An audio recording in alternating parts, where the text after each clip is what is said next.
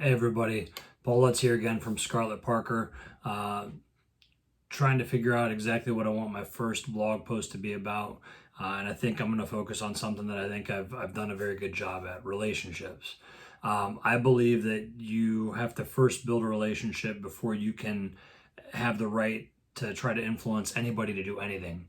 That's just kind of how it goes. And looking at what kind of my background has been, I had clients, personal training clients for 6+ years. It wasn't because they didn't know how to exercise or they didn't know how to program or whatever. There was a relationship there. That was what kept them coming back. Relationships is what really has allowed me to get. I think we have like 80% of our team in a manufacturing setting, in a union manufacturing setting, where there's no incentive monetarily for them to do stuff. 80% of them are participating in one or more of the different programs that we have, and that all stems from relationships. So real quick, I'm going to go through these, and I have like a sheet essentially that I've given out to different people. But if you want this, go to the website scarlettparker.com, fill out the contact form. Be more than happy to send it to you, or you can reach out to me on social media. I can send it to you that way as well. But I'll probably have this on like an article form on LinkedIn. When I look at the manufacturing setting, and this can be specific to that, but it can also kind of overlap. There's three real encounters that I'm looking at when I'm trying to develop a relationship with somebody. The first encounter is all about them at the workplace. Tell me about your job. How long have you been doing it? What kind of things do you really like about it? Like that's pretty much the whole first meeting is again about them. You get them to talk about themselves. Show them that you have a genuine interest in them, that you care, and that will speak volumes of you as you try to do things in the future. Second time that you go to meet with them, hopefully you took some notes. Hopefully you can reference it and you know their name. Greet them by name. As soon as you do that, again, you earn some credibility. From there, it's a little bit more personal, I would say, as far as the message goes. Are you from the area? Family around here? Those types of things. Maybe even ask them about some interests and hobbies that they have. See if there's some common ground that you might share with them. And another thing I always like to ask them is, if we asked what you liked about your job in the first meeting, what are some things that you think need to be changed? And if you were in charge, how would you go about changing them? Maybe more so specific to the job. You don't want to get off on a tangent about, my manager does this or said that or whatever. It's more about the job and how they would improve it.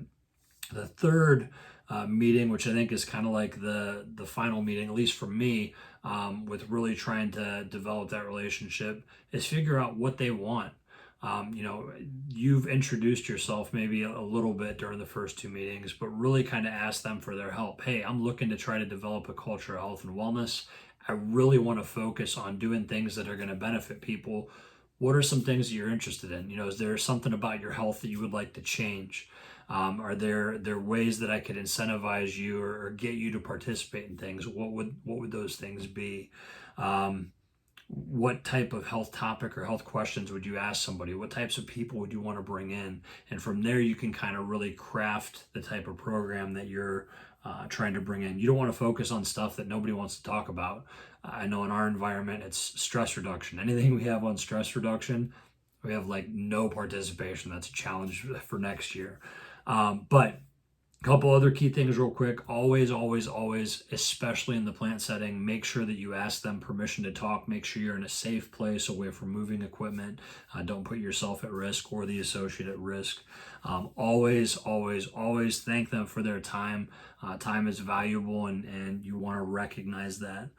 Are these like, all the questions? Of course not. You can ask pretty much any kinds of questions, but I think it's the order of how you approach the different encounters that you have. The keys are getting the associate to talk about themselves as much as possible. That's the thing that I think really helps build the relationship. The other thing is, you're gaining throughout this process, you're gaining a little bit of trust with them. Use that, develop that relationship so that they trust you. That's going to go so far to influencing them, and eventually they'll get to the point where they seek you out. That's where it is for me.